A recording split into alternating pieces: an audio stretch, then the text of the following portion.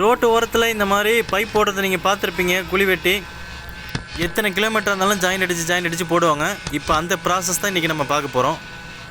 இந்த 2 பைப்பையும் அசம்பிள் பண்ணுறதுக்கு இந்த மாதிரி ஒரு கருவி வச்சுருக்காங்க. அதில் 2 பைப்பையும் அசம்பிள் பண்ணிடுறாங்க. அது மூவ் பண்ண முடியும், இந்த பக்கம் அந்த பக்கம் அதை மூவ் பண்ண முடியுது. அதனால் அதை வந்து ஒரே ஆங்கிளில் நிற்கிற மாதிரி ஃபிட் பண்ணிடுறாங்க.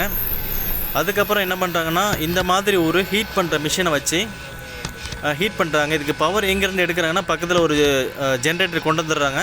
அந்த ஜென்ரேட்டர்லேருந்து பவர் எடுத்து இந்த மிஷினை வச்சு அதை ஹீட் பண்ணி இந்த 2யுமே ஒட்டுறாங்க. அதுதான் ப்ராசஸ்ஸு.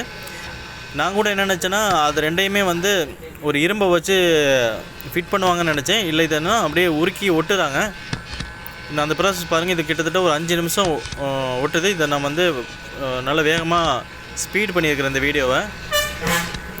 இது மெல்ட் ஆகுது, நீங்கள் நல்லா பார்ப்பீங்க பாருங்கள். நல்லா மெல்ட் ஆகி அது அப்படியே நல்லா மெல்ட் ஆகி என்ன சொல்கிறது, 2 பக்கமும் நல்லா மெல்ட் ஆகிடுது.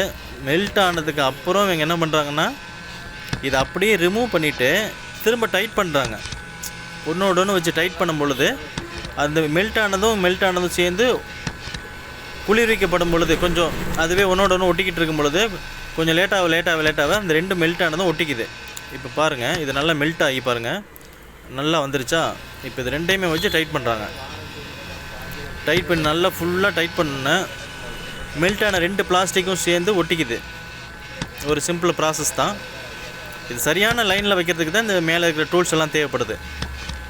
இது மாதிரி இதை ஃபிட் பண்ணி உள்ளே இறக்கிடுவாங்க. அதுக்கப்புறம் இன்னொரு 30 அடி தள்ளி இன்னொரு இதை ஜாயின் பண்ணிவிட்டு அப்படியே அடுத்தடுத்த இடத்துக்கு போயிட்டே இருக்கிறாங்க. இந்த ப்ராசஸ் நல்லா இருக்குது.